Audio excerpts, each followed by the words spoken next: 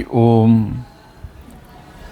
ನಾರಾಯಣಾಯ ಪರಿಪೂರ್ಣಗುಣಾರ್ಣವಾಯ ವಿಶ್ವೋದಯ ಸ್ಥಿತಿಲಯೋನ್ನಿಯತಿಪ್ರದಾಯ ಜ್ಞಾನಪ್ರದಾಯ ವಿಬುಧಾಸುರ ಸೌಖ್ಯ ದುಃಖ ಸತ್ಕಾರಣಾಯ ವಿತತಾಯ ನಮೋ ನಮಸ್ತೆ. ಅಭ್ರಮಂ ಭಂಗರಹಿತಂ ಅಜಡಂ ವಿಮಲಂ ಸದಾ ಆನಂದತೀರ್ಥಮತುಲಂ ಭಜೆ ತಾಪತ್ರಯಾಪಹಂ.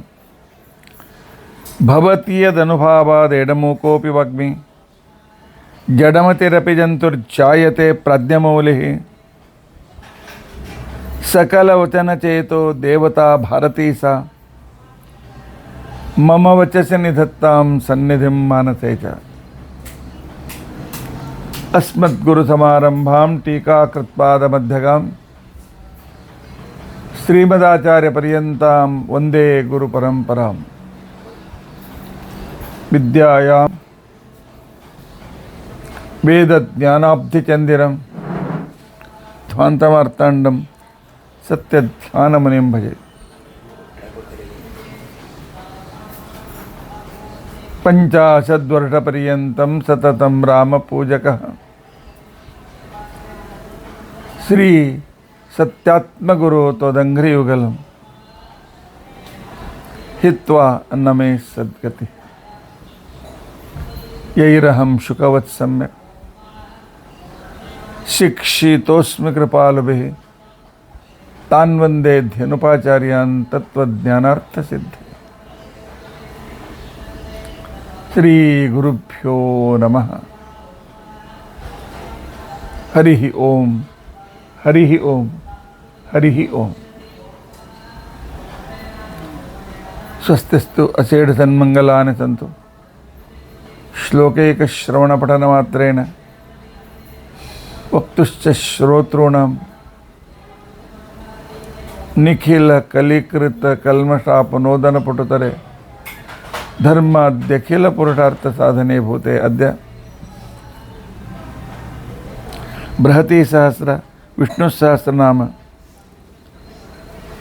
ಸಮನ್ವಯ ರೂಪೇಣ ವಿವರಣಾರಂಭೆ ಸತಿ ಕಿಂಚಿತ್ ಪೂರ್ವಕಥಾನುವಾದಃ. ಹರಿ ಓಂ ಹರಿ ಓಂ ಹರಿ ಓಂ. ನಮ್ಮ ವಿದ್ಯಾಪೀಠದಲ್ಲಿ ಪೂರ್ತಿ ಅಧಿಕ ಮಾಸ ಪ್ರತಿ ದಿವಸವೂ ಬೃಹತಿ ಸಹಸ್ರ ಹೋಮ, 72 ಮಹಾಮಂತ್ರ ಹೋಮಗಳ ಕಾರ್ಯಕ್ರಮದ ಅತಿ ವ್ಯಸ್ತತೆ. ಅದರ ಜೊತೆಲಿ ಪುನಃ ಸಾಯಂಕಾಲ ರಾಮಾಯಣದ ಹಿಂದಿಯಲ್ಲಿ ರಾಮಾಯಣದ ಪ್ರವಚನ. ಈ ಒಂದು ಅತಿ ವ್ಯಸ್ತತೆಯಿಂದಾಗಿ ನಿನ್ನಿನ ದಿವಸ ನಾನು ಪ್ರವಚನ ಮಾಡಲಿಕ್ಕಾಗಲಿಲ್ಲ. ಕಾರಣ ನಿನ್ನೆ ನೆಟ್ಟೂ ಇರಲಿಲ್ಲ, ಲೈಟೂ ಇರಲಿಲ್ಲ. ಆದರೆ ದಿನಾಲು ಪರಮಾತ್ಮನಿಗೆ ಸ್ವಾಧ್ಯಾಯ ಪ್ರವಚನ ರೂಪ ಸೇವೆಯನ್ನು ಮಾಡದೇ ಇದ್ದರೆ ಯಾಕೋ ಊಟ ಮಾಡಲಿಕ್ಕೆ ಮನಸ್ಸಾಗೋದಿಲ್ಲ. ಅದಕ್ಕೋಸ್ಕರ ಈ ವ್ಯಸ್ತತೆಯ ಮಧ್ಯೆಯಲ್ಲೂ ಕೂಡ ಅರ್ಧ ಮುಕ್ಕಾಲು ಗಂಟೆ ಆದರೂ ಒಂದು ಹೆಸರನ್ನಾದರೂ ವಿವರಣೆ ಮಾಡೋಣ ಅಂತನ್ನುವ ಒಂದು ಪರಮಾತ್ಮನ ಪ್ರೇರಣೆಯಿಂದ ನನ್ನನ್ನೇ ನಿಂತುಕೊಂಡು ನುಡಿಸ್ತಕ್ಕಂಥ ಭಗವಂತನಿಗೆ ನಾನು ಪ್ರಾರ್ಥನೆ ಮಾಡಿದ್ದೇನೆ. ಇಲ್ಲಿವರೆಗೂ 33 ಪರಮಾತ್ಮನ ನಾಮಗಳ ನಿರ್ವಚನ ನಡೆದಿದೆ. ಇಂತಹ ನಿರ್ವಚನದ ಮಧ್ಯದಲ್ಲಿ ಈಗ 34ನೇ ಹೆಸರು ಭರ್ತ ಅಂತ ತಿಳ್ಕೊಂಡಂತೆ. ಭರ್ತ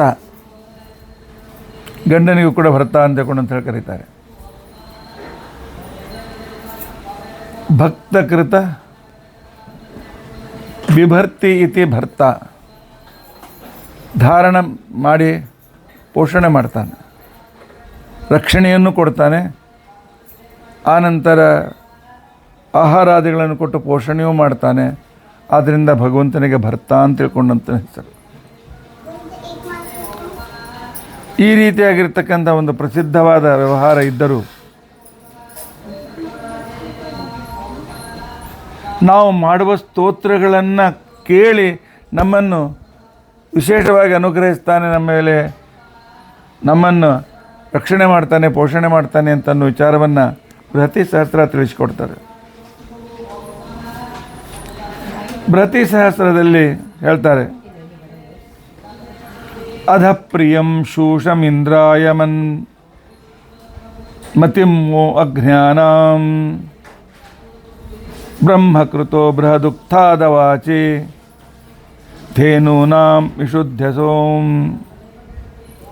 ಪರಮಾತ್ಮ, ನೀನು ಪತಿಮ್ಮೋ ಅಜ್ಞಾನಂ,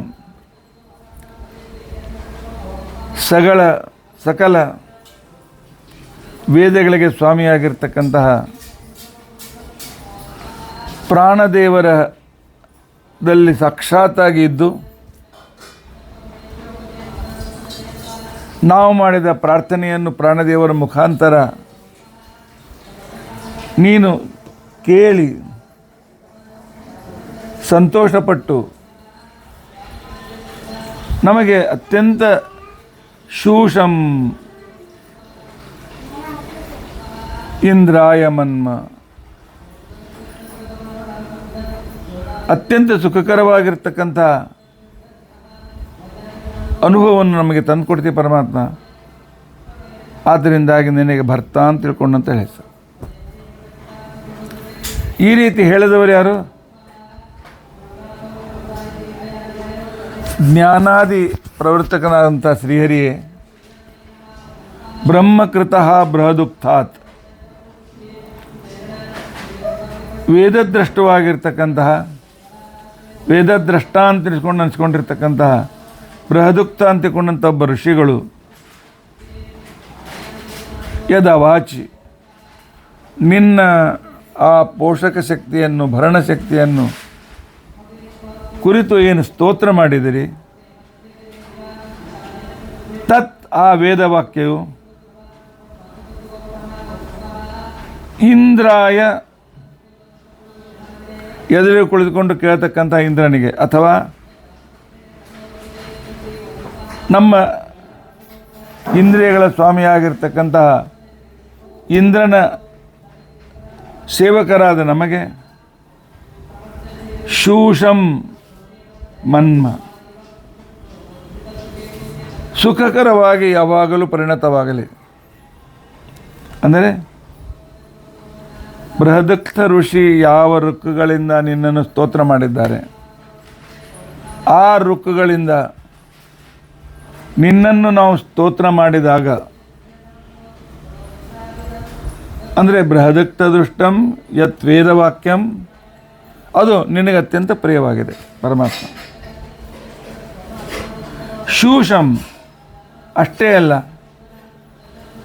ಆಗಲೇ ಹೇಳಿದಂತೆ ಅತ್ಯಂತ ಸುಖಕರವಾಗಿದೆ. ಶೂಷ ಅಂದರೆ ವೇದದಲ್ಲಿ ಸುಖ ಅಂತರ್ಥ. ಅತ್ಯಂತ ಸುಖಕರವೂ ಆಗಿದೆ. ಅನೇಕ ಋಷಿಗಳು ನಿನ್ನನ್ನು ಕಂಡು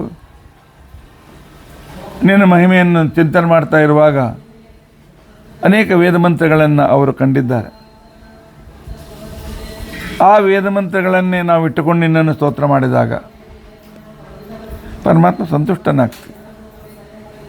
ಸಂತುಷ್ಟನಾಗಿ ಹೇಳ್ತಿ, ನಿಮ್ಮ ಸ್ವಾಮಿ ನಾನು ನಿಮಗೆ ಆಶ್ರಯನೂ ಕೊಡ್ತೇನೆ, ನಿಮ್ಮ ಯೋಗಕ್ಷೇಮ ನೋಡ್ಕೊಳ್ತೇನೆ ಅಂತ ಹೇಳಿ ನಮಗೆ ಅತ್ಯಂತ ಸುಖದಾಯಕನಾಗುತ್ತಿ ಅನ್ನುವ ಅಭಿಪ್ರಾಯ ಈ ಬೃಹತಿ ಸಹಸ್ರ ಮಂತ್ರದಲ್ಲಿ ಇದೆ. ಅಧ ಪ್ರಿಯಂ ಶೂಷಮಿಂದ್ರಾಯ ಮನ್ಮ ಪತಿಂ ಮೋ ಅಜ್ಞಾನಾಂ ಬ್ರಹ್ಮಕೃತೋ ಬೃಹದುಕ್ತಾದವಾಚಿ ಧೇನೂನಾಂ ವಿಶುದ್ಧಸೋಂ. ಯಾಕೆ ಅಂತ ತಿಳ್ಕೊಂಡಂತಂದರೆ ವೇದ ವಾಕ್ಯಗಳಿಗೆ, ಭಕ್ತರಿಗೆ ನೀನು ಬತ್ತಳಿಕೆಯಂತ ಆಶ್ರಯದಾತನಾಗಿದ್ದೆ ಪರಮಾತ್ಮ. ಆದ್ದರಿಂದಾಗಿ ವೇದ ಮಂತ್ರದಿಂದ ನಿನ್ನನ್ನು ಯಾರು ಸ್ತೋತ್ರ ಮಾಡ್ತಾರೆ ಅಂಥವರಿಗೆ ಶೂಷಂ ಪರಿಪೂರ್ಣ ಸುಖವನ್ನು ಕೊಡುತ್ತೆ. ಅಂದರೆ ಏನಾಯಿತು? ಭಕ್ತರು ಮಾಡಿದ ಸ್ತೋತ್ರಗಳನ್ನು ಕಂಡು, ಅದು ಕೂಡ ಭಕ್ತರು ಬೃಹದುಕ್ತ ಅಂತ ಮಹಾ ವೇದದ್ರಷ್ಟರು ಕಂಡ ವೇದ ಮಂತ್ರಗಳನ್ನು ಕಲಿತು ಅಥವಾ ಕೇಳಿ ಅದನ್ನು ಆ ಮಂತ್ರಗಳಿಂದ ನಿನ್ನನ್ನು ಸ್ತೋತ್ರ ಮಾಡಿದಾಗ ನೀನು ನಮಗೆ ಅತ್ಯಂತ ಸುಖದಾಯಕನಾಗಿ ಭರಣ ಪೋಷಣೆಯನ್ನು ಮಾಡುತ್ತೆ ಪರಮಾತ್ಮ. ಆದ್ದರಿಂದಾಗಿ ನಿನಗೆ ಭರ್ತ ಅಂತ ತಿಳ್ಕೊಂಡಂತ ಹೆಸರು. ದೇವರನ್ನು ಬಿಟ್ಟರೆ ನಮ್ಮನ್ನು ಸಂರಕ್ಷಣೆ ಮಾಡ್ತಕ್ಕಂಥವ್ರು ಯಾರಿದ್ದಾರೆ ಹೇಳಿ? ಅದಕ್ಕೋಸ್ಕರವೇ ನಾವು ಎಲ್ಲ ಕಾಲದಲ್ಲಿಯೂ ಅಗ್ರತೋ ನಾರಸಿಂಹಶ್ಚ ಪೃಷ್ಠತೋ ಗೋಪ್ಯನಂದನ ಉಭಯೋ ಪಾರ್ಶ್ವರಾಸ್ತಾಂ ಸಶರೋ ರಾಮಲಕ್ಷ್ಮಣ ಅಂಥೇಳಿ ಪರಮಾತ್ಮ ಎಲ್ಲ ಕಡೆಯಿಂದ ಇದ್ದುಕೊಂಡು ನಮ್ಮನ್ನು ರಕ್ಷಣೆ ಮಾಡ್ತಾ ಇದ್ದಾನೆ ಅಂತ ತಿಳ್ಕೊಂಡು ಸ್ತೋತ್ರ ದಿನಾಲು ಹೇಳ್ತೇವಲ್ಲ ನಾವು. ಏನಪ್ಪ ಇಷ್ಟೆಲ್ಲ ಭಾಳ ಜನರನ್ನು ನಮ್ಮಂಥ ಅನೇಕ ಕೋಟಿ ಕೋಟಿ ಜನ ಇರ್ಬೋದಲ್ಲ, ಇಷ್ಟೆಲ್ಲ ಜನರನ್ನು ಧಾರಣ ಮಾಡಲಿಕ್ಕೆ ಆಗ್ತದೆ ಆ ಪರಮಾತ್ಮನಿಗೆ? ಇಷ್ಟೆಲ್ಲ ಜನರಿಗೆ ಆಶ್ರಯ ಕೊಟ್ಟು ಪೋಷಣೆ ಮಾಡಲಿಕ್ಕೆ ಆಗ್ತದೆ ಆ ಪರಮಾತ್ಮನಿಗೆ ಅಂತ ಹೇಳಿದಾಗ ಆಚಾರ್ಯರು ಬೃಹದಾರಣ್ಯಕ ಭಾಷ್ಯದಲ್ಲಿ ವೈಭವ ಅಂತನ್ನೋ ಗ್ರಂಥದ ಉದಾಹರಣೆ ಕೊಟ್ಟು ಹೇಳ್ತಾರೆ. ಬಿಭರ್ತ್ಯಂಡಂ ಹರಿ ಕುರ್ಮಃ ಸ್ವಂಡೇ ಚಾಪ್ಯುದಕಂ ಮಹತ. ಕೂರ್ಮರೂಪಿಯಾದ ಪರಮಾತ್ಮ, ಆ ಮಂದರ ಪರ್ವತವನ್ನು ಹೊತ್ತುಕೊಂಡಿರತಕ್ಕಂಥ ಪರಮಾತ್ಮ ತಾನು ಈ ಪೃಥ್ವಿಯನ್ನು ಕೂಡ ಧಾರಣ ಮಾಡಿದ್ದಾನೆ. ಬಿಭರ್ತ್ಯಂಡಂ ಹರಿ ಕೂರ್ಮಃ. ಆ ಮತ್ತರೆ ಈ ನೀರಿನಲ್ಲಿ ಏನಿದ್ದಾನೆ ಆ ಉದಕವೂ ಕೂಡ ಬಹಳ ಅನಂತವಾಗಿದೆ. ಅಂಥ ಅನಂತವಾದ ನೀರಿನಲ್ಲಿದ್ದುಕೊಂಡು ಅಂಡೇ ಚಾಪ್ಯುದಕಂ ಮಹತ, ಬ್ರಹ್ಮಾಂಡದಲ್ಲಿರುವ ಆ ಸಂಪೂರ್ಣ ಶುದ್ಧೋದಕದಲ್ಲಿ ಪರಮಾತ್ಮ ಅಥವಾ ಆ ಬ್ರಹ್ಮಾಂಡವನ್ನು ಧಾರಣ ಮಾಡೋದಕ್ಕೋಸ್ಕರ ಅದರ ಹೊರಗೆ ಇರತಕ್ಕಂಥ ನವಾವರಣ ಮಧ್ಯದಲ್ಲಿರ್ತಕ್ಕಂಥ ಆ ಉದಕದಲ್ಲಿ ಪರಮಾತ್ಮ ತಾನು ಕೂರ್ಮ ರೂಪದಿಂದ ವಾಸ ಮಾಡಿದ್ದಾನೆ. ಆ ಕೂರ್ಮ ರೂಪದ ಬಾಲದಲ್ಲಿ ವಾಯುದೇವರು ಆಶ್ರಯವನ್ನು ಪಡೆದಿದ್ದಾರೆ. ಅದರ ಪುಚ್ಛದಲ್ಲಿ ಆ ವಾಯುದೇವರ ಬಾಲವನ್ನು ಹಿಡಿದುಕೊಂಡು ಶೇಷದೇವರು ಈ ಪೃಥ್ವಿಯನ್ನು ಹೊತ್ಕೊಂಡಿದ್ದಾರೆ. ಪೃಥ್ವಿಯ ಭಾರ ಶೇಷದೇವರ ಭಾರ. ಆ ಶೇಷದೇವರ ಭಾರವನ್ನು ಧರಿಸಿದ ವಾಯುದೇವರು, ಬ್ರಹ್ಮಾಂಡ, ಶೇಷದೇವರು, ವಾಯುದೇವರು ಇವರೆಲ್ಲರ ಭಾರವನ್ನು ಕೇವಲ ನಿನ್ನ ಡುಬ್ಬದ ಮೇಲೆ ಅಲ್ಲ, ನಿನ್ನ ಸ್ವಲ್ಪ ಸಣ್ಣದಾಗಿರ್ತಕ್ಕಂಥ ಆ ಪುಚ್ಛ ಬಾಲ ಏನಿದೆ ಆ ಬಾಲದಲ್ಲಿ ಇಷ್ಟು ಸಾಮರ್ಥ್ಯ ಇದೆ. ಅಂದಮೇಲೆ ಪರಮಾತ್ಮ ಬ್ರಹ್ಮಾಂಡವನ್ನೇ ಧರಿಸ್ತಾನೆ ಅಂತಕೊಂಡಂತಂದ ಮೇಲೆ ನಮ್ಮನ್ನು ಸಂರಕ್ಷಣೆ ಮಾಡ್ತಾನೆ ಅಂತಕೊಂಡು ಕೈಮುತ್ತಿನ ನ್ಯಾಯದಿಂದ ತಾನಾಗೇ ಸಿದ್ಧವಾಗ್ತದೆ. ಹೇಳಿ, ಪರಮಾತ್ಮ ರಕ್ಷಣೆ ಮಾಡ್ತಾನೆ ಅಂತನ್ನುವ ಅನುಭವ ನಿಮಗೂ ಬಂದಿದೆಯಲ್ಲ? ನನಗಂತೂ ಭಾಳ ಸಲ ಬಂದಿದೆ. ಯಾವುದೋ ವಿಚಾರ ಮಾಡ್ತಾ ರೋಡ್ನಲ್ಲಿ ಹೊರಟಿರ್ತೀವಿ, ಹಿಂದಿನಿಂದ ಭರ್ರ ಅಂತೇಳಿ ಟ್ಯಾಕ್ಸಿನೋ ಮೋಟರು ಬಸ್ಸು ಬಂದುಬಿಡ್ತದೆ. ಅಷ್ಟರಲ್ಲಿ ನಮ್ಮ ಸಿಕ್ಸ್ತ್ ಸೆನ್ಸ್ ಏನೋ ಜಾಗದಾಗ್ತದೆ. ಈ ಕಡೆ ಹೋಗೋ ಬದಲಾಗಿ ಒಮ್ಮೆಲೆ ಈ ಕಡೆ ಸರಿದು ಬಿಡ್ತದೆ. ನಮ್ಮ ಬದಿಯಿಂದ ವಾಹನ ಹೊರಟೋಗ್ಬಿಡ್ತದೆ. ಸ್ವಲ್ಪ 4-6 ಇಂಚು ಈ ಕಡೆ ಬಂದಿದ್ದರೆ ಅದು ನಮ್ಮನ್ನು ಬಡ್ಕೊಂಡು ಹೋಗ್ತಿತ್ತು, ನಾವು ಕೆಳಗೆ ಬಿದ್ದು ಸತ್ತು ಹೋಗ್ತಿದ್ವಿ. ಹಾಗೆ ನಮ್ಮನ್ನು ಪರಮಾತ್ಮ ಸಂರಕ್ಷಣೆ ಮಾಡ್ತಾ ಇದ್ದಾನೆ. ನನಗಂತೂ ನನ್ನ ಜೀವನದಲ್ಲಿ 37 ವರ್ಷ ನಾನು ಕಾಲೇಜ್ ಹೋಗ್ತಾ ಬರ್ತಾ ಇರ್ತಕ್ಕಂಥ ಸಂದರ್ಭದಲ್ಲಿ ಎಷ್ಟೋ ಸಲ ರೋಡ್ ದಾಟುವಾಗ ಏನೋ ತಲೆಯಲ್ಲಿ ವಿಚಾರ ಇಟ್ಟುಕೊಂಡು ರಸ್ತೆಯಲ್ಲಿ ಹೊರಟಾಗ ಅತಿ ಬದಿ ನನಗೆ ನನ್ನ ಬಟ್ಟೆಗೆ ಹತ್ಕೊಂಡು ಕಾರು ಹೋಗಿದ್ದು ನಂಗೆ ನೆನಪಿದೆ. ಆವತ್ತಿನಿಂದ ಇವತ್ತಿನವರೆಗೂ ರಕ್ಷಣೆ ಮಾಡಿದಂಥ ಪರಮಾತ್ಮನಲ್ಲೇನು. ಬ್ರಹ್ಮಸೂತ್ರ ಭಾಷ್ಯದಲ್ಲಿ ಆಚಾರ್ಯರು ಹೇಳ್ತಾರೆ, ಪೃಥಿವ್ಯಾದಿ ಪ್ರಕೃತ್ಯಂತಂ ಭೂತಂ ಭವ್ಯಂ ಭವಚ್ಚಯತ. ಸಾಮಾನ್ಯ ಪೃಥ್ವಿಯಿಂದ ಹಿಡ್ಕೊಂಡು ಪ್ರಕೃತಿ ನಾಮಕಳಾಗಿರ್ತಕ್ಕಂಥ ಮಹಾಲಕ್ಷ್ಮೀ ದೇವಿಯನ್ನು ಅನಾದಿ ಕಾಲದಿಂದ ಆಶ್ರಯ ಕೊಟ್ಟಿದ್ದಾನೆ, ಅವರನ್ನು ಧಾರಣ ಮಾಡಿದ್ದಾನೆ. ಈಗಲೂ ಧಾರಣ ಮಾಡ್ತಾನೇ ಇದ್ದಾನೆ, ಮುಂದೆ ಭೂತಕಾಲದಲ್ಲೂ ಧಾರಣ ಮಾಡ್ತಾನೆ. ವಿಷ್ಣುರೇಕೋ ಬಿಭರ್ತೀದಂ ನಾಣ್ಯಸ್ತಸ್ಮಾತ್ ಕ್ಷಮೋ ಧೃತವು. ಭಗವಂತನನ್ನು ಬಿಟ್ಟರೆ ಈ ಜಗತ್ತನ್ನು ಧಾರಣ ಮಾಡಲಿಕ್ಕೆ ಯಾರಿಗೆ ಶಕ್ತಿ ಇದೆ? ಶೇಷದೇವರು ತಲೆ ಮೇಲೆ ಇಟ್ಕೊಂಡಿದ್ರು ಕೂಡ ಬ್ಯಾಲೆನ್ಸ್ ತಪ್ತಾ ಇದೆ, ಪ್ರತಿ ಕ್ಷಣ ತಪ್ಪಬಾರ್ದು ಅಂತ ವಾಯುದೇವರು ಬಾಲ ಹಿಡ್ಕೊಂಡಿದ್ದಾರೆ. ವಾಯುದೇವರು ಆ ಮಹಾಲಕ್ಷ್ಮೀ ದೇವಿ ಪಾದ ಹಿಡ್ಕೊಂಡಿದ್ದಾರೆ.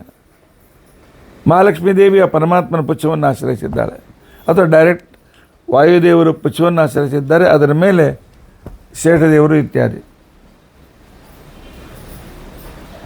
ಇದನ್ನು ಬಿಟ್ಟು ಬೇರೆ ಯಾರು ಮಾಡಲಿಕ್ಕಾಗ್ತದೆ? ಅಷ್ಟೇ ಅಲ್ಲ, ತೈತರಿಯ ಆರಣ್ಯಕ ಹೇಳ್ತಾರೆ, ಭರ್ತಾಸನ್ ಬ್ರಿಯಮಾಣೋ ಬಿಭರ್ತಿ. ಈ ಜಗತ್ತನ್ನು ತಾನು ಧಾರಣ ಮಾಡಿ ಅದಕ್ಕೆ ಪ್ರತಿಕ್ಷಣವೂ ಕೂಡ ಪ್ರೇರಕನಾಗಿದ್ದುಕೊಂಡು ಅದರಿಂದ ನಡೆಯತಕ್ಕಂಥ ಸಕಲ ಕ್ರಿಯೆಗಳನ್ನು ತಾನು ನೇಮನ ಮಾಡುತ್ತಾ ಆ ಪೃಥ್ವಿಯನ್ನು ಆಶ್ರಯಿಸಿದ ನಮ್ಮೆಲ್ಲರನ್ನೂ ಪರಮಾತ್ಮ ನಿಶ್ಚಿತವಾಗಿಯೂ ಧಾರಣ ಮಾಡಿ ಅಷ್ಟೇ ಅಲ್ಲ, ಹೊಟ್ಟೆಗೆ ಹಾಕಿ ಪೋಷಣೆಯನ್ನು ಕೂಡ ಮಾಡ್ತಾನೆ. ಭರ್ತಾಸನ್ ಭ್ರಿಯಮಾಣೋ ಬಿಭರ್ತಿ ಏಕೋ ದೇವೋ ಬಹುಧಾ ಸನ್ನಿವಿಷ್ಟ. ಒಬ್ಬನೇ ಪರಮಾತ್ಮ ಈ ಅನಂತ ಜೀವರಾಶಿಗಳಲ್ಲಿ ವ್ಯಾಪ್ತನಾಗಿದ್ದಾನೆ. ಯದಾ ಭಾರಂ ತಂದ್ರಯತೆ ಸ ಭರ್ತುಂ. ಯಾವಾಗ ಪರಮಾತ್ಮ ಈ ಭಾರವನ್ನು ಉಪಸಂಹಾರ ಮಾಡ್ತಾನೆ, ಆಗ ಈ ಸಂಪೂರ್ಣ ಜಗತ್ತು ಅವನಲ್ಲೇ ಸೇರ್ಕೊಂಡು ಬಿಡ್ತದೆ.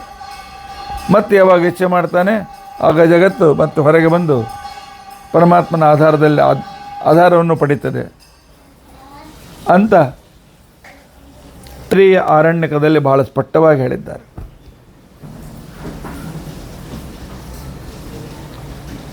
ಪರಮಾತ್ಮ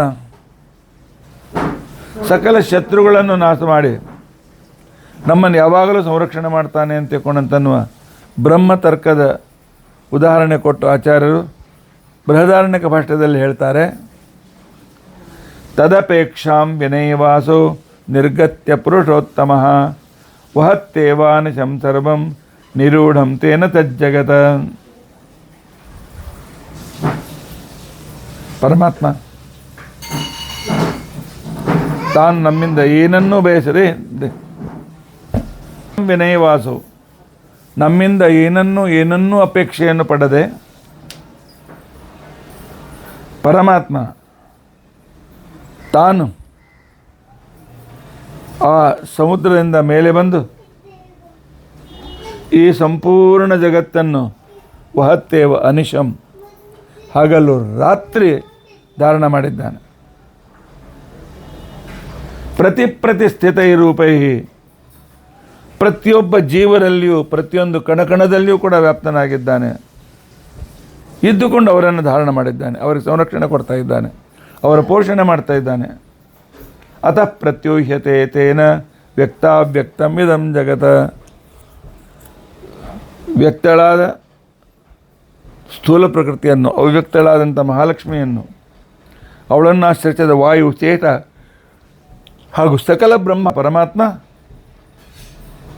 ತಾನು ಧಾರಣ ಮಾಡಿ ಪೋಷಣೆ ಮಾಡ್ತಾನೆ. ಅದರಿಂದಾಗಿ ಅವನಿಗೆ ಭರ್ತಾ ಅಂತ ತಿಳ್ಕೊಂಡಂತ ಹೆಸರು. ಸರ್ವಸಾಮಾನ್ಯವಾಗಿ ನಮ್ಮ ಹೆಂಡತಿ ನಮ್ಮಂಥವ್ರನ್ನ ಭರ್ತಾ ಅಂತ ತಿಳ್ಕೊಳ್ತಾರೆ. ನಾವೇನು ಮಾಡಲಿಕ್ಕಾಗ್ತದೆ? ಪರಮಾತ್ಮ ಮನಸ್ಸು ಮಾಡಿದರೆ, ಪರಮಾತ್ಮ ಕೊಟ್ಟರೆ, ಪರಮಾತ್ಮ ಪ್ರೇರಣೆ ಆದರೆ ನಾವೇನು ಹೆಂಡತಿ ಮಕ್ಕಳನ್ನು ಸಾಕ್ಬೋದು. ಅಂದರೆ ನಮ್ಮಲ್ಲಿ ನಿಂತ್ಕೊಂಡು ಪರಮಾತ್ಮ ಸಾಕ್ತಾನೆ. ಇದು ನಾವೇನು ಸಾಕ್ಲಿಕ್ಕಾಗ್ತದೆ? ಅಷ್ಟೇ ಅಲ್ಲ, ಐತರೇಯ ಭಾಷ್ಯದಲ್ಲಿ ಆಚಾರ್ಯ ಹೇಳ್ತಾರೆ, ಐತರೇಯ ಉಪನಿಷತ್ತು ಹೇಳ್ತಾರೆ, ಬಿಭರ್ತಿ ಪೋಷಯತಿ ಸರ್ವಂ ಇತಿ ಭರ್ತಾ. ಪರಮಾತ್ಮ ನಮಗೆ ಆಶ್ರಯವನ್ನು ವಾಸುದೇವ ರೂಪದಿಂದ ಆಶ್ರಯ ಕೊಟ್ಟಿದ್ದಾನೆ. ಆ ನಂತರ ಕೂರ್ಮ ರೂಪದಿಂದ, ವರಾಹ ರೂಪದಿಂದ ನಮ್ಮನ್ನು ಹಿಡಿದುಕೊಂಡಿದ್ದಾನೆ. ನಂತರ ಉಳಿದ ರೂಪದಿಂದ ಪೋಷಣೆ ಮಾಡ್ತಾ ಇದ್ದಾನೆ. ನಾವು ಒಬ್ಬರಿಗೆ ನಮ್ಮ ಮಕ್ಕಳಿಗೂ ಬಂಧುಗಳಿಗೂ ಸಹಾಯ ಮಾಡ್ತಾಯಿದ್ರೆ ಪಾಪ ಅವ್ರು ಎಷ್ಟು ಸಲ ಹೇಳ್ತಾರೆ, ಏನು ನಿಮ್ಮಿಂದೆಲ್ಲ ಆಯಿತು ನಿಮ್ಮಿಂದೆಲ್ಲ ಆಯಿತು ಅಂತ. ನಾವೇನೂ ಮಾಡಿರೋದಿಲ್ಲ. ಆದರೆ ಪರಮಾತ್ಮ ಎಷ್ಟು ರೂಪ ತೆಗೆದುಕೊಳ್ತಾನೆ ನಮ್ಮ ಭರಣ ಪೋಷಣೆಗೋಸ್ಕರ. ನನ್ನ ಈ ಶರೀರದಲ್ಲಿ 72,000 ರೂಪದಿಂದ ಪರಮಾತ್ಮ ಇದ್ದಾನೆ. 36,000 ಪುರುಷ ನಾಡಿಗಳು, 36,000 ಸ್ತ್ರೀ ನಾಡಿಗಳಲ್ಲಿ 72,000 ರೂಪದಿಂದ ಇದ್ದು ಈ ಭಗವಂತ ಸಂರಕ್ಷಣೆ ಮಾಡ್ತಾನೆ. ಈ ರೀತಿ ಉಪಕಾರ ಮಾಡ್ತಕ್ಕಂಥವ್ರು ಯಾರಿದ್ದಾರೆ ಕಲ್ಪನೆ ಮಾಡಿಕೊಳ್ಳಿ.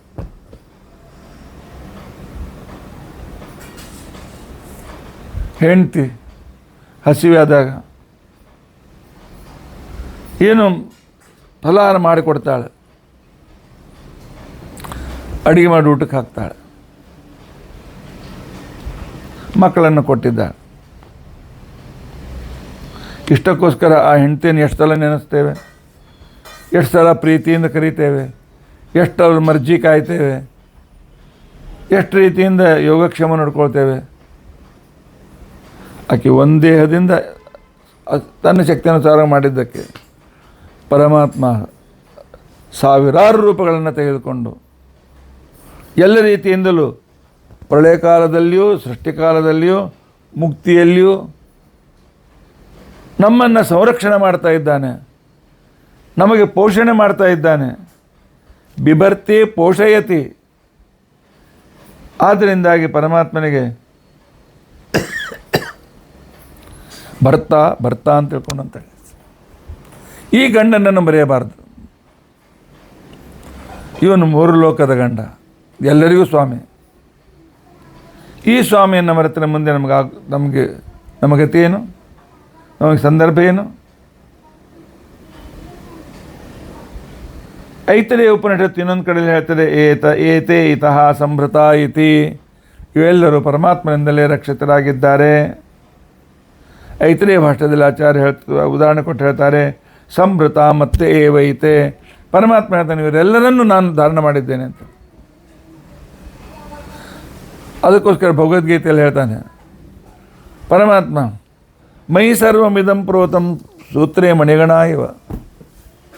ಈ ಪ್ರಕೃತಿ ಜೀವ ಚರಾಚರ ಜಗತ್ತು ಎಲ್ಲರನ್ನ ನನ್ನ ಶಕ್ತಿ ಅಂತ ಒಂದು ದಾರದಲ್ಲಿ ಪೋಣಿಸಿಟ್ಟಿದ್ದೇನೆ. ಆದ್ದರಿಂದಾಗಿ ನಮ್ಮೆಲ್ಲರಿಗೂ ಕೂಡ ಪೋಷಕ, ಒಬ್ಬ ವ್ಯಕ್ತಿಗೆ ಇನ್ನೊಬ್ಬ ವ್ಯಕ್ತಿಗೆ ಸಂಬಂಧವನ್ನು ಮಾಡತಕ್ಕಂಥವನು ಈ ಪರಮಾತ್ಮ. ಭಾಗವತದ 5ನೇ ಸ್ಕಂದದಲ್ಲಿ 10ನೇ ಅಧ್ಯಾಯದ 7ನೇ ಶ್ಲೋಕ ಹೇಳ್ತದೆ, ಸ್ವಸ್ವಾಮಿ ಭಾವೋ ಧ್ರುವ ಏಷ ಯತ್ರ ತದ್ಯಚ್ಯುತೋಸೋ. ಪರಮಾತ್ಮ ಸ್ವಾಮಿ, ನಾವು ಸೇವಕರು, ಅವನು ಅಚ್ಯುತ, ನಾವು ಕೂಡ ನಿತ್ಯರು. ಈ ಪರಮಾತ್ಮನ ನಮ್ಮ ಮತ್ತು ಪರಮಾತ್ಮನ ಸಂಬಂಧ ಇದು ನಿಶ್ಚಿತವಾಗಿದೆ. ಆ ಸ್ವಾಮಿ ಯಾವಾಗಲೂ ನಮ್ಮ ಸಂರಕ್ಷಕನಾಗಿದ್ದಾನೆ. ಭಾಗವತ್ ತಾತ್ಪರ್ಯ ಹೇಳ್ತದೆ ಸ್ಪಷ್ಟವಾಗಿ, ಸ್ವಾಮಿತ್ವಂತು ಹರೇರೇವ ಮುಖ್ಯಂ ಅನ್ಯತ್ರ ಭೃತ್ಯತ. ಎಲ್ಲರೂ ಪರಮಾತ್ಮನ ಸೇವಕರು.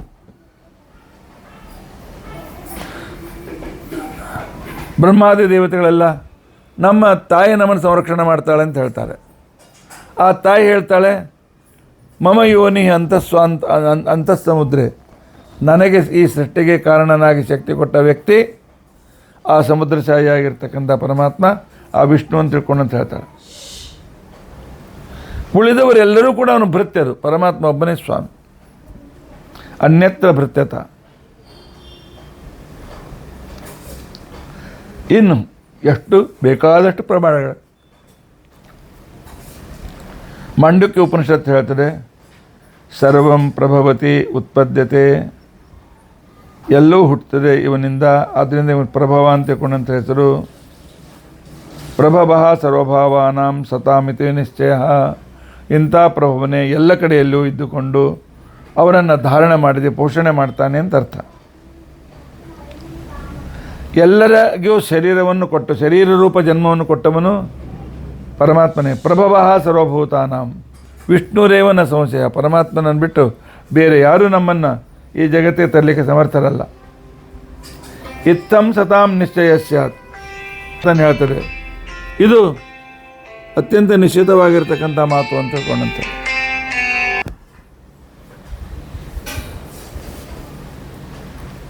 ಹರಿವಂಶ ಹೇಳ್ತಾರೆ. ಹರಿವಂಶ ಉದಾಹರಣೆ ಕೊಟ್ಟ ಆಚಾರ್ಯ ಮಾಂಡಕ್ಯ ಉಪನಿಷತ್ತಿನ ಭಾಷ್ಯದಲ್ಲಿ ಹೇಳ್ತಾರೆ, ಪ್ರಭವಃ ಸರ್ವಭಾವಾನಾಂ, ಜಗತ್ತಿನಲ್ಲಿ ಏನೇನಿದೆ ಎಲ್ಲವನ್ನು ಹುಟ್ಟಿಸೋದನ್ನು ಪರಮಾತ್ಮ, ಜಡವಿರಲಿ ಚೇತನವಿರಲಿ. ಅಷ್ಟೇ ಅಲ್ಲ, ಈ ಜಗತ್ತನ್ನು ಧಾರಣೆಯೂ ಮಾಡ್ತಾನೆ, ಪೋಷಣೆಯೂ ಮಾಡ್ತಾನೆ. ಇತ್ತಂ ಸತಾಂ ನಿಶ್ಚಯ ಸ್ಯಾತ್, ಸಜ್ಜನರು ಅನುಭವಿಸಿ ಈ ಮಾತನ್ನು ಹೇಳ್ತಾರೆ. ಭಗವದ್ಗೀತೆಯಲ್ಲಿ ಕೂಡ ಪರಮಾತ್ಮ ಹೇಳ್ತಾನೆ, ಅಹಂ ಸರ್ವಸ್ಯ ಜಗತಃ ಪ್ರಭವಃ ಪ್ರಳಯ ತಥಾ, ನಾನು ಸಂಪೂರ್ಣ ಜಗತ್ತು ಹುಟ್ಟಿಸ್ತೇನೆ, ಈ ಜಗತ್ತಿಗೆ ಪ್ರಳಯವನ್ನು ಮಾಡ್ತೇನೆ.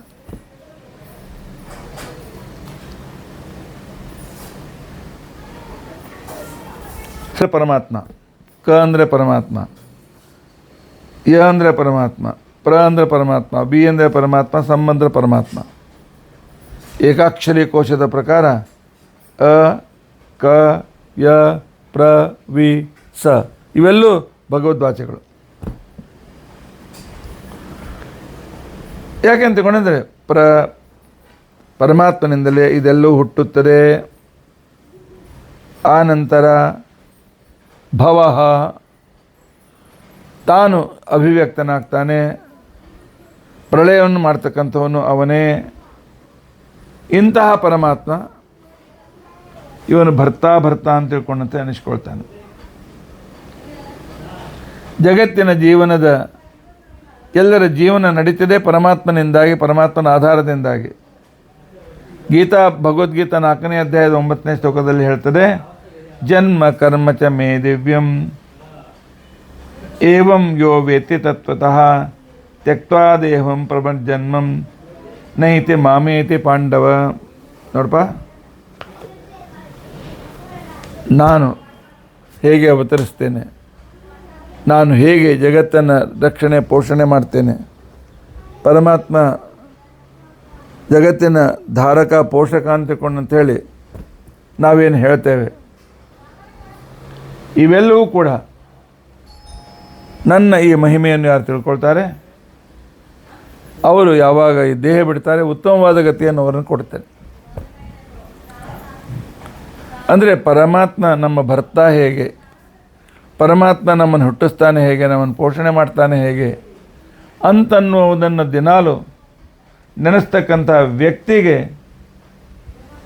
ಅವರಿಗೆ ನಾನು ಕ್ರಮವಾಗಿ ಸಾಧನೆ ಮಾಡಿಸಿ ಮೋಕ್ಷಕ್ಕೆ ಕರ್ಕೊಂಡು ಹೋಗ್ಬಿಡ್ತೇನೆ.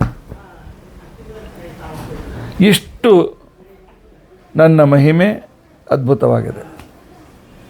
ಇಷ್ಟು ನನ್ನ ಮಹಿಮೆಯ ಸಂಪೂರ್ಣವಾಗಿರ್ತಕ್ಕಂಥ ರೀತಿಯಲ್ಲಿ ಎಲ್ಲ ಕಡೆಗೂ ಕೂಡ ಪ್ರಚಾರವಿದೆ, ಹರವು ಇದೆ. ಎಲ್ಲ ನೋಡಿದರೂ ಯಾವ ವಾಕ್ಯದಲ್ಲಿಯೂ ಯಾವ ಶಬ್ದದಲ್ಲಿಯೂ ಅವೆಲ್ಲವೂ ಪರಮಾತ್ಮವಾಚಿಯಾಗಿವೆ. ಇಂಥ ಉಪಾಸನೆಯನ್ನು ಮಾಡ್ತಕ್ಕಂಥ ಭಕ್ತರಿಗೆ ಪರಮಾತ್ಮ ನಿಶ್ಚಿತವಾಗಿ ಉದ್ಧಾರ ಮಾಡ್ತಾನೆ. ಇನ್ನು ಮುಂದಿನ ವಿಶೇಷಣ ವಿಷ್ಣು ಸಹಸ್ರನಾಮದ ಅರ್ಥದ ವಿಸ್ತಾರವನ್ನು ನಾವು ಮತ್ತೆ ಪುನಃ ತಿಳಿದುಕೊಳ್ಳಿಕ್ಕೆ ಪ್ರಯತ್ನ ಮಾಡೋಣ. ಪರಮಾತ್ಮ ನಮ್ಮನಿಗೆ ರಕ್ಷಣೆ ಮಾಡ್ತಾನೆ. ಅವನು ಕೊಟ್ಟ ಪದಾರ್ಥದಿಂದಲೇ ಅವನಿಗೆ ನೈವೇದ್ಯ ತೋರಿಸ್ತೇವೆ. ಪರಮಾತ್ಮ ಅದನ್ನು ತೆಗೆದುಕೊಂಡು ಅನಂತ ರೂಪದಿಂದ ನಮ್ಮ ಮೇಲೆ ಅನುಗ್ರಹ ಮಾಡ್ತಾನೆ. ಈ ರೀತಿಯಾಗಿರ್ತಕ್ಕಂಥ ವಿಚಾರವನ್ನು ತಪ್ಪದೇ ತಿಳಿದುಕೊಳ್ಳೋಣ. ಇದೇ ಮಾತನ್ನೇ ಪರಮಾತ್ಮ ನಮ್ಮ ಸ್ತೋತ್ರದಿಂದ ಪ್ರೀತನಾಗಿ ಜಗತ್ತಿಗೆ ಇಷ್ಟೆಲ್ಲ ಅನುಕೂಲ ಮಾಡಿಕೊಡ್ತಾನೆ. ಅಧ ಪ್ರಿಯಂ ಶೂಷಮಿಂದ್ರಾಯ ಮನ್ಮ ಪತಿಮೋ ಅಜ್ಞಾನಂ ಬ್ರಹ್ಮಕೃತೋ ಬೃಹದುಕ್ತಾದ ವಾಚಿ ಧೇನು ನಾಂ ವಿಶುದ್ಧಸಿ ಓಂ ಅಂತನೂ ಅರ್ಥ ಮೊದಲು ಹೇಳಿದ್ದೇನೆ. ಈ ರೀತಿಯಾಗಿ ಪರಮಾತ್ಮ